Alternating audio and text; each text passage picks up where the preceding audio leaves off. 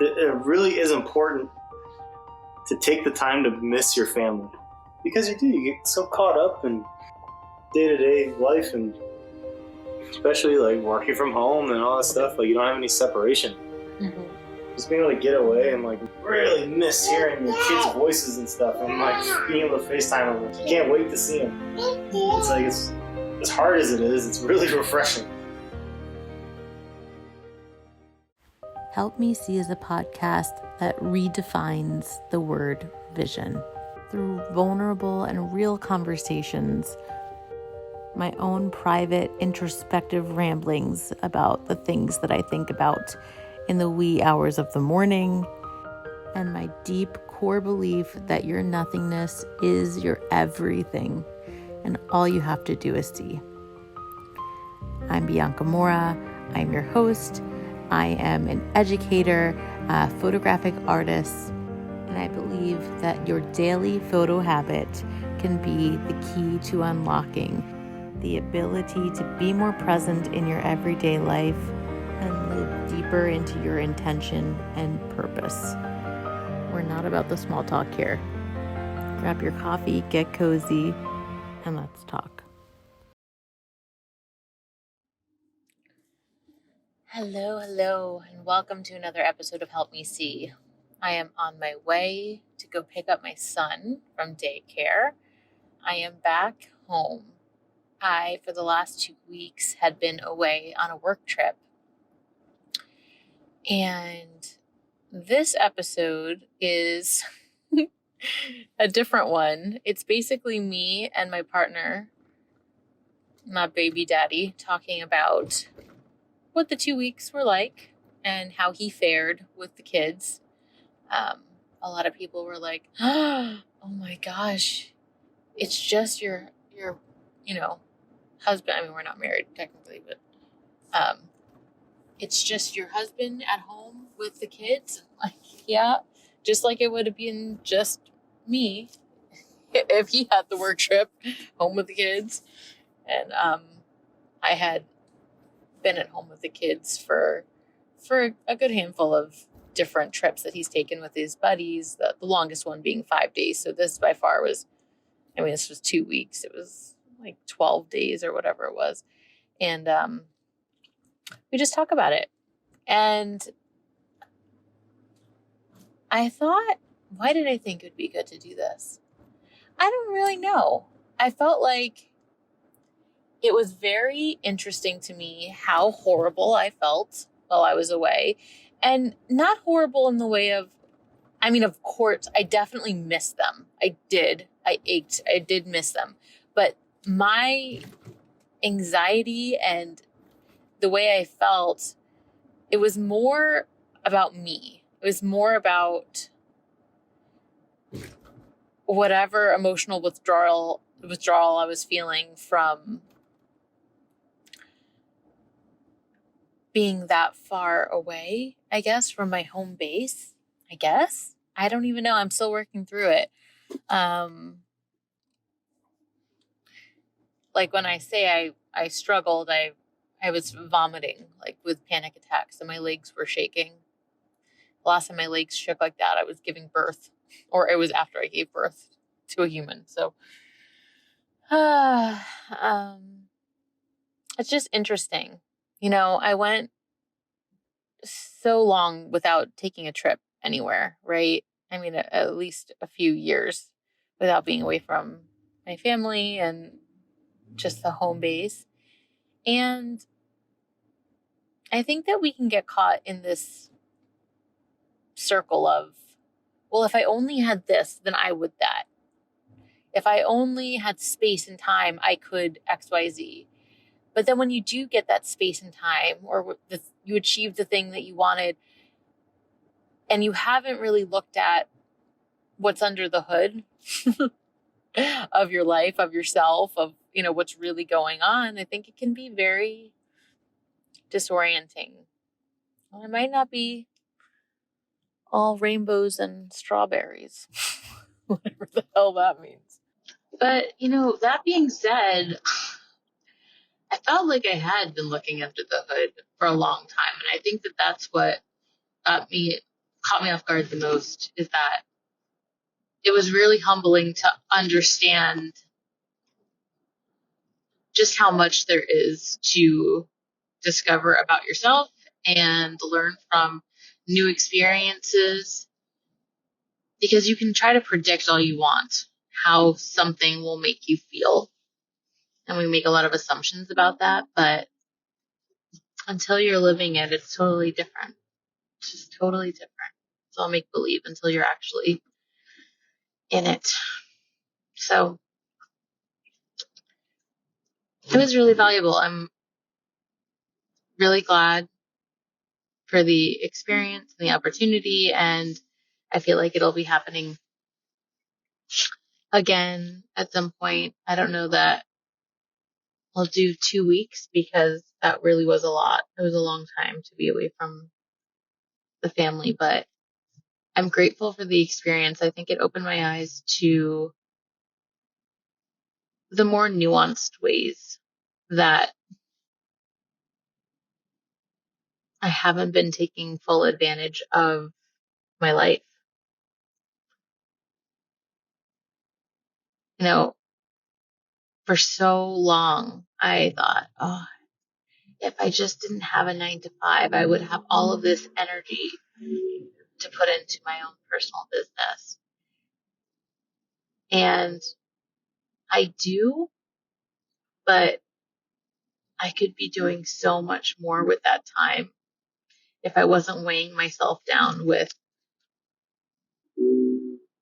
a way of doing things that is just the way I've always done them in this manner. Does that make sense? Like, drop my kid off, I take a walk if the weather's good, then I go to the studio and work, then I go home, I feed my baby lunch, then I do some more work in the basement until I go pick him up. It's like, I could go anywhere and do anything. Why aren't I going to art galleries and museums to like feed my soul, you know? Like this morning, it was raining and I took myself to a cafe to work, to do some journaling and stuff that I wanted to get done, and it was really nice. So here, if you're looking for a sign, let this be your sign or your reminder that you are the CEO of your life.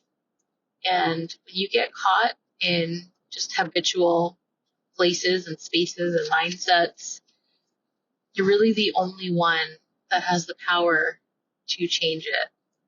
And I think that going through such a shakeup from my norm is exactly what I needed to kick my ass into a higher level of ownership over how I spend my time and where I spend my time. And just because I love my work doesn't mean that it's the best thing to be engulfed in it every spare moment of the day. Does this resonate? Do you need to expand your daily routine? You know I am. I'm actually, I don't know if this is anything of interest to you, but I just read the book by Hal Elrod. Oh gosh, I hope I'm not butchering that name. I'll put the link in the show notes. Called The Miracle Morning. And I'm going to start trying to do that. I'm going to start a routine where I have time and space. So enjoy this oddball episode of me and my partner of 13 years or whatever it's been at this point, folding laundry and discussing the experience of me leaving them for 2 weeks. Spoiler alert, they did better than I thought they would. It'll be the fakest part of this podcast that I've ever done in all, 52 episodes, will be the fact that I'm folding laundry with you right now.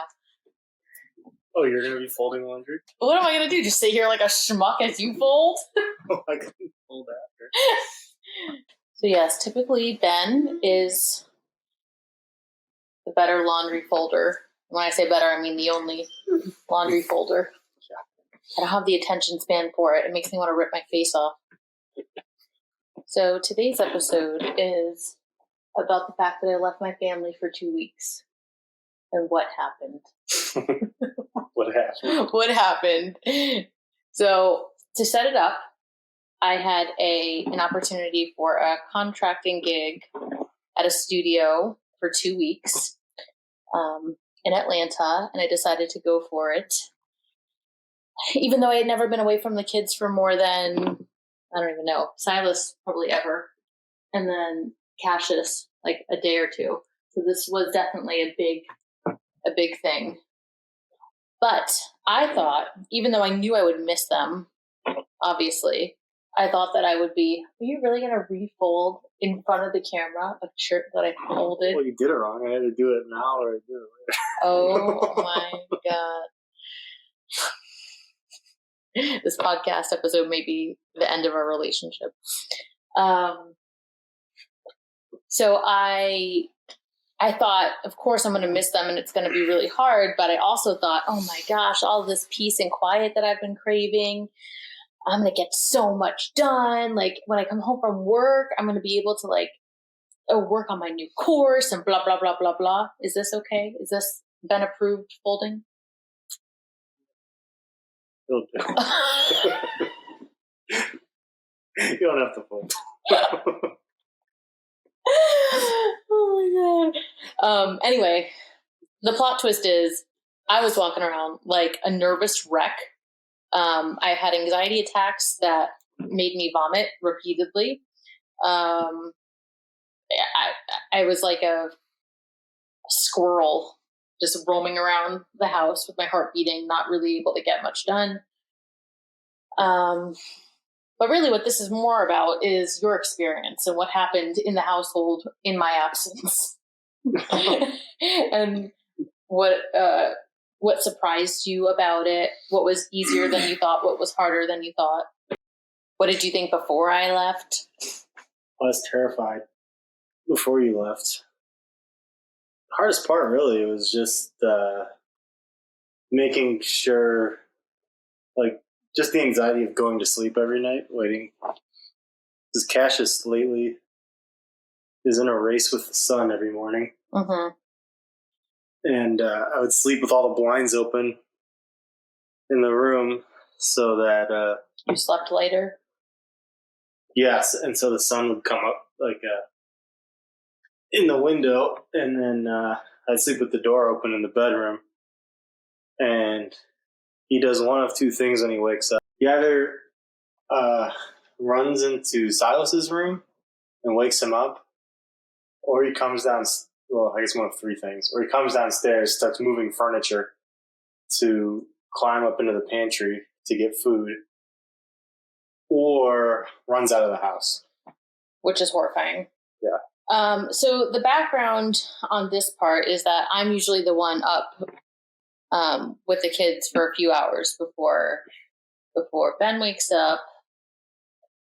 Usually Ben sleeps like a lead pipe, and I wake up. She's the morning person. Early. I'm the morning person because I have to be, not because I want to be. You're the one that sets your alarm for 5 o'clock. Yes, I set my alarm for 5 o'clock so that I can have some alone time, and I still don't get it. Today, I was trying to ensure some peace of mind and have a little bit of zen in my morning, and Cassius woke up 2 minutes after I woke up, so that was pretty devastating. Yeah. But the point is, sometimes when you come down, usually, and I look at you like I'm about to lose my mind because I've been up for 3.5 hours, and you know, I just feel a little bit validated. And yeah, that's kind of leads me to the next thing is,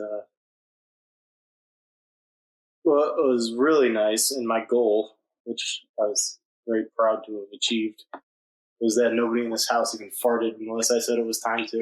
Oh yeah.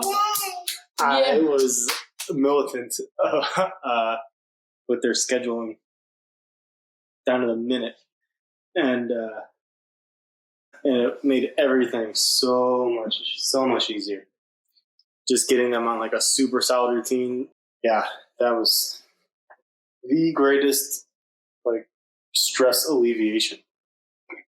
It was just getting them on, because it got to a point, there was a few nights where Cash would put himself to bed, Silas was putting himself to bed, essentially, and it was like, it was easier. Well, it's interesting though, because it's not like I'm anti-schedule and I put up a fight against the schedule. It's just that when, especially with both of our jobs being work from home and like flexible to a degree,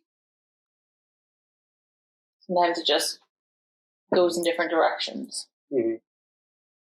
But also, since I've been home, trying to follow in that schedule hasn't worked out as swimmingly as it did for you, because yeah, that was the thing that was way easier, that I was, for some reason, like, if I didn't appreciate or anticipate, but there was one morning Cassius was having a meltdown before going to school, and I FaceTimed you, mm-hmm. and everything got like 10 times worse. And that's something I've noticed since you being back, is like for some reason, like the emotions are just like so elevated that like it does like make it harder like for that implementation of the schedule. I'm not sure what the solution is, but kind of just seems to be the reality of it. What was the most surprising part of solo parenting was how much easier it was on a schedule?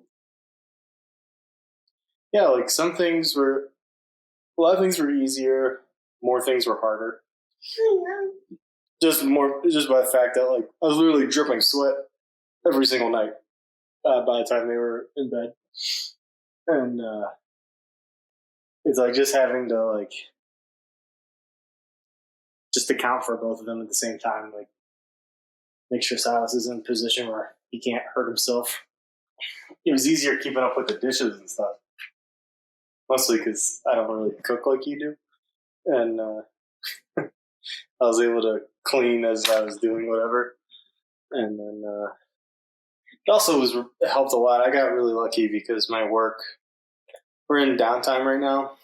It would have been a very different experience if I actually had like a ton of work to do, that kind of stuff, and I was essentially just felt like a stay-at-home dad. So what I'm hearing is I should go away more often. No. It's easier if I'm not there. Yeah, well, what isn't easier is when like Cassius is crying because he misses mommy, and then is telling me that mommy ran away and like stuff like that. Like that is that was fun. Brutal. It's like making sure like everyone had a chance to talk to mommy and felt like they had enough communication with her throughout the day. It was like a huge part of our schedule. With the absence of like meltdowns, there's like a huge gap in our, I don't know, it's just, you feel like something's a big part of your life. No, but I mean, overall, I found it actually extremely rewarding and really nice, like just to have that time with me and the kids, because we don't get that ever. Yeah, it's really different how different everyone is when one energy is missing. Yeah, it was nice. Like we would, and your dad was here for a week. He helped in terms of like I wouldn't have to worry about keeping an eye on, one or the other kid, which was nice. Once he left, though, it was like just exhausting. By the end, before Bianca came back, I was having really the first time in my life severe migraines. Yeah, that's weird. Yeah. I wonder what brought that on. Never had that before. That's a me thing. Yeah, I don't know. I'm having issues with your pile organization currently. Okay. Well, what do you want? What's wrong? What? It's all the same crap in the same piles. pajamas, underwear, stylus. I'm not combining stylus and cashos. See, this is why I don't help. This is why he does the laundry. He has opinions about it, and I just want to rip my face off sitting here and doing a monotonous task. Well, speaking of scheduling, I developed a very specific system. Because when we were living in San Francisco, I would drive to the laundromat with all of our clothes and do it all by myself once a week. And I just listen to podcasts and stuff. And I think that's actually a really good thing to point out. A good couples pointer is that maybe take another look at the delegation of responsibilities and see if there's something another person would do with less angst. Because Ben actually likes watching like programs or like, podcast videos or whatever. And so the same task divided amongst both of us is a very different experience. For me, I'm like, it's like an animal in a cage. I just want to do something else. And Bennett just kind of goes into his zone and like watches a show. So like, even though I'm very, very grateful and I know it sucks and it's not ever fun to do laundry, I feel like it's more painful for me than him. And then there are other things that, like cooking a meal or something like that, that would be vice versa, right? Yeah, outside of like grilling or smoking something, I don't have a lot of patience cooking. Yeah. So it's like what I like about smoking meat and stuff is I can sit and have some beers and be outside and make a day out of it. Yeah. And just relax. Yeah. So people are like, oh my gosh, she does laundry? Yeah. I'm a full service dad. Yeah, he said that there were times during the 2 weeks where he's like, I could be a stay-at-home dad. Oh, wait, never mind. Yeah, and then Cassius would come home in 30 minutes later. I'm like, yeah, no friggin' way. I don't know. I think ultimately in the plot twist, I suffered the most in this experience. Yeah. I really did. I thought that it would be the other way around, but... And actually, I did find myself enjoying mornings. I had... What? Well, because it kind of brought me back to like growing up playing football and stuff. Oh, it was nostalgic for you. Well, you're up early and all stuff and whatever with the day. Mm-hmm. Now, I did that for a really long time, and then in college, I would like sleep almost never. And then like after college, I was just like, yeah, I'm done with that forever. Then I had like depression, anxiety issues in college, and my therapist at the time would explain to me how therapeutic morning light is between 7 a.m. and 10 a.m. And I really since then I've always tried to make a point to appreciate it. But when I was doing that every day on the drive, something about being a part of the world, like actually driving somewhere. I loved commuting when I worked in San Francisco. Everybody hates their commute. When have you made a point of being outside at 7 a.m.? I would never do it on my own, but if I have a reason to be out there, it can be enjoyable. It's basically, I found a way to enjoy that also, is what I'm saying. Yeah. And I don't know, it also really made me miss going to having somewhere to go. Mm-hmm. I hate working from home. I hate it. It makes me crazy. There's really, really nice things about it that are awesome, like hanging out with Silas and the fact that we've been able to, I've got my treadmill and the bike and stuff downstairs and my little weights. But I really always enjoyed especially when I had to drive to work in the morning. I enjoyed being part of the world, and there's an energy to it. I just kind of think I realized how much I missed having somewhere to be in the morning. So I would tell her dad, I'm like, please. I would watch him start pacing. And they'd sit outside, and I'm like, just take the truck, go somewhere. And I tell him this place can begin to feel like a prison of responsibility. It's in it at all times. There's always something that has to get done. Overall, back to the 2 weeks of dadding around. It was, like I said, very rewarding, truly exhausting. Just really appreciating single parents. And also in my head over and over, 2 is the maximum number of children. telling you there's a third, but okay. Simply not. Simply is. I'm not even arguing with you. I just know there is. I mean, Was there any surprises or whatever you thought of my overall performance? Because we all know how you ended up doing. yeah, I mean, I basically had a nervous breakdown after 5 days.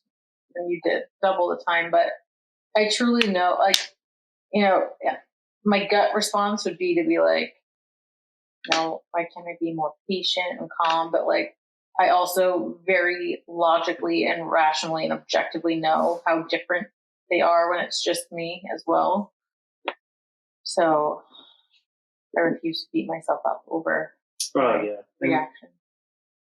I'm not sure exactly why that is. Like, It's just a mom thing. You hear that all the time, that the you're kids. just like so demanding. I think that's something that I don't know if it gets talked about enough, is that when you think about the differences between responsibility and experiences between parents, like mothers and fathers, whatever, I think it's less about needing something to be equal and like a tit for tat type thing, and this is how I do it, this is how you do it. And I think more talk around your specific nervous system needs to be involved in the conversation. I remember when in the newborn phase, we'd each be like, hey, if you feel like you're going to snap, just wake me up no matter what, even if it's your turn or whatever, wake me up. I think that there's like, even what I'm saying, it's like I was really impressed by how well and did with for 2 weeks. That's a long time, but it's also understanding under like what conditions each one of us thrive differently. Well, one, how the boys are with you and how they react to you, and you implementing a schedule that like supported what you were doing with them and how they react to that versus, me when I'm with them and trying to get them to bed and having the, meltdowns that happen uniquely to me when I'm trying to get them to bed and how that snowballs. And yeah, well, with the meltdowns and stuff, I would look at my watch the minute Silas would start melting down.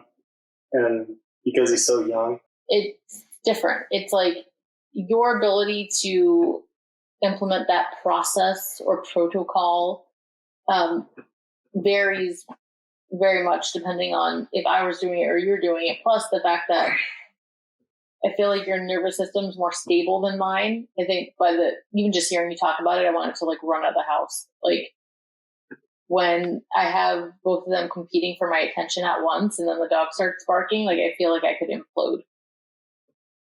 Yeah. Like I automatically start feeling like there's like rabid monkeys inside of my chest. That's what it feels like. The dog was like a friggin' shadow. I was just tripping over him at all times. He like had to be, if he wasn't like next to me at all times, he would start barking. I don't know. I'm exhausted just talking about this conversation. I don't know. It's exhausted me. What? I don't know. Just exhausted even hypothetically thinking and talking through these situations. It's the season of our life. Was there anything that you found appreciation in me when I was gone? Yeah, your ability to appreciate and like enjoy time with him in the mornings. Because for me, like in the morning, it was just like, get him out of here. The second like he was up, like I get Silas in the car and Miles in the car, just in the car. And then just like get him out. Give him kisses and stuff, and they're really sweet. You had pretty much 3 hours, almost 3 hours added to your day every day that you wouldn't normally have had. Mm-hmm. Like I'm up with them like at 6. Yeah. Also appreciate how early you go to sleep. Oh, yeah, instead of making fun of me. Yeah. Yeah, you were lights out by like 10:30. I was like 9:30 a lot of nights. Yeah. Yeah, he always makes fun of me for not being able to stay up to watch a movie. And yeah, I always wanted to watch movies and stuff with me. And she like turns something on and she's asleep in like 5-10 minutes. But when the kids go to bed earlier, you have a little extra more time before conking. So like they'd be in bed, but I'd have literally a half hour of real television. And then I'd go back to bed. I think that's also something that more moms in general might need to hear is that, oh yeah, I left for 2 weeks and everyone survived. Yeah, I was worried. And I then was you're trying like, to keep it cool every time you talk to me about it. I'm like, yeah, I'll be fine. I want you to enjoy yourself. I really did want you to enjoy yourself. oh God. So please. The last thing I said to her was, like, please make just an effort. Like, somewhere on the priority list of all the things you're going to be doing and how busy you're going to be, just make an effort to enjoy yourself. Have fun. Do something cool. And smash cut to her vomiting in a toilet bowl. Oh, well. Maybe next time. Yeah, I think that's another testament to like the idea of, oh, if I can only have this, then I'll blah blah. Like, oh, if I can only have peace and quiet, then I'll be able to XYZ. Well, I got it, and it was a very different experience. I think that it's important though to like get out of your normal flow and get like actually some distance, physical distance from your everyday life for perspective and maybe new ideas on things that could get shaken up.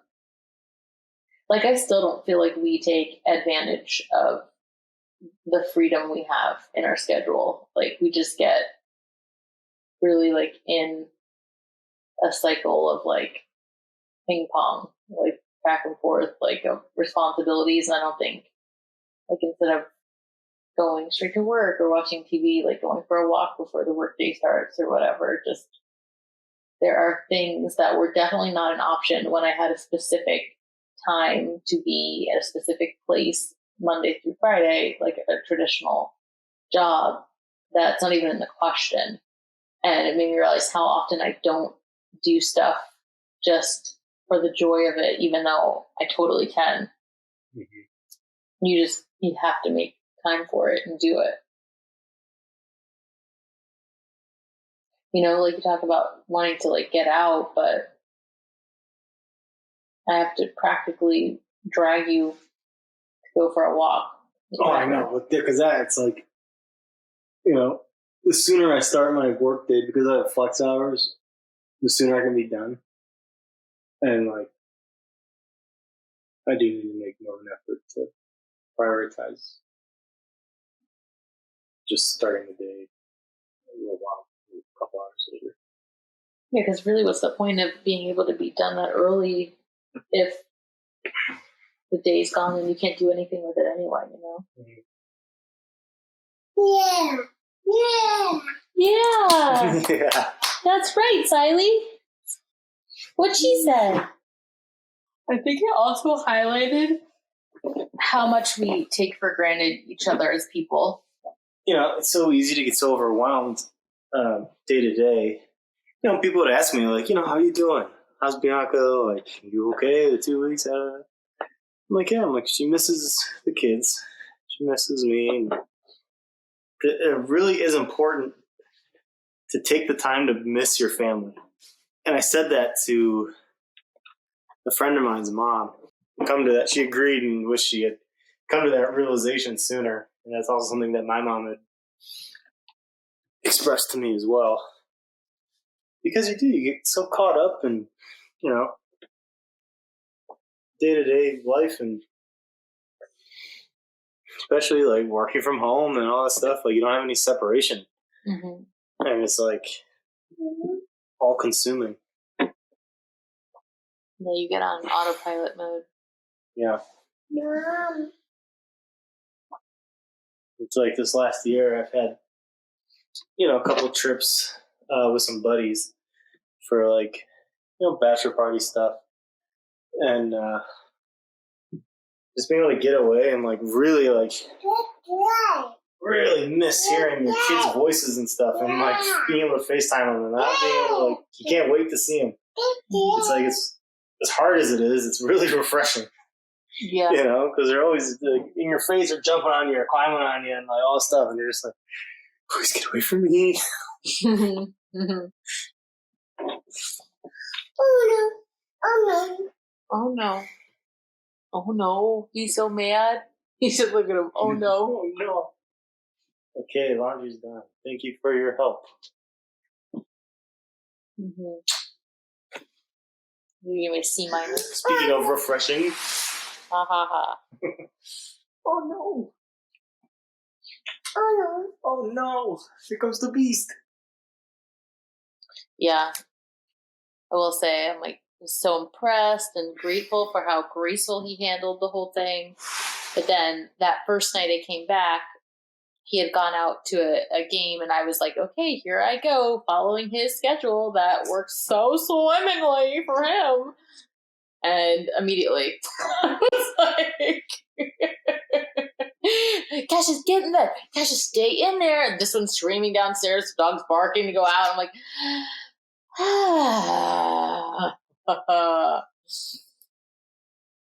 right? It's just different worlds. Oh no. Oh no. Yeah, I think the moral of the story is to take some time to miss your family.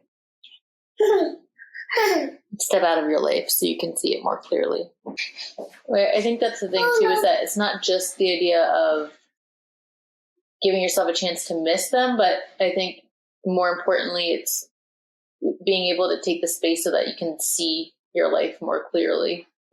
Yeah, I agree.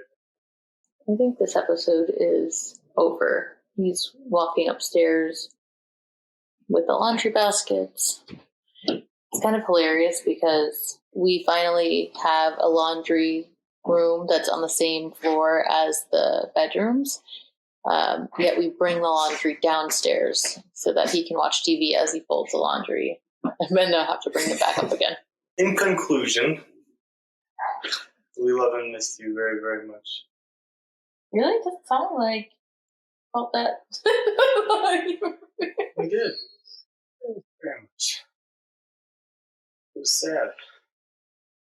It's definitely sad when a 4-year-old saying, "Mommy's gone, Mommy ran away." That's for sure. Yeah. So I think it was hardest on me, then Cash, then you, then Siley. Siley didn't give a fuck. I guess that's it. Anything else? I felt like this was a very uneventful chat. You think? Yeah. I wasn't riveting? I mean, I think that it's encouraging and empowering to hear that it can be done, with whatever the circumstances. I just think it's important to highlight how different everyone's experience is of the same exact thing. I think about that all the time. Like, for instance, when I think about Chipotle, and I always think about how when we both think of Chipotle, we both think of such different experiences. You get the hottest sauce. I don't. You mix it around like sludge in like a stew. I keep it separate. It's like the same thing. But when we both think about what is that experience going to be like, we have very different ideas. I think about that in San Francisco a lot because so many people, only so many landmarks and things. And you end up having this like very specific personal relationship with like a landmark. With a landmark or like a place in the city, and like everyone has like all these different moments and like things that happen or don't happen there. And it's like the Palace of Fine Arts, like walking the dog through there. Like, yeah. The amount of time I spent there, I really had every like emotion divot. And I had it memorized. Yeah. I could walk that whole park like with my eyes like totally black. Yeah. Dark. Yeah. But I just like every dip in the grass I knew. And it's like very personal, but also like very different in public. Like there's so many people that would just hang out there all the time. Yeah. Yeah. Yeah. Silas has been watching Beauty and the Beast on mute. Okay, that's all she wrote. Thanks for joining us, folding laundry, rehashing my traumatic 2 weeks, Ben's liberating, exhausting 2 weeks. That's liberating. Proud of myself. Proud of the kids. They did a great job. Fell in line. Oh God, so cliche. So they did great. I was very proud. I love you. Love you. Next time probably won't do 2 weeks. Probably only 1 week. 2 weeks. 2 weeks was a lot.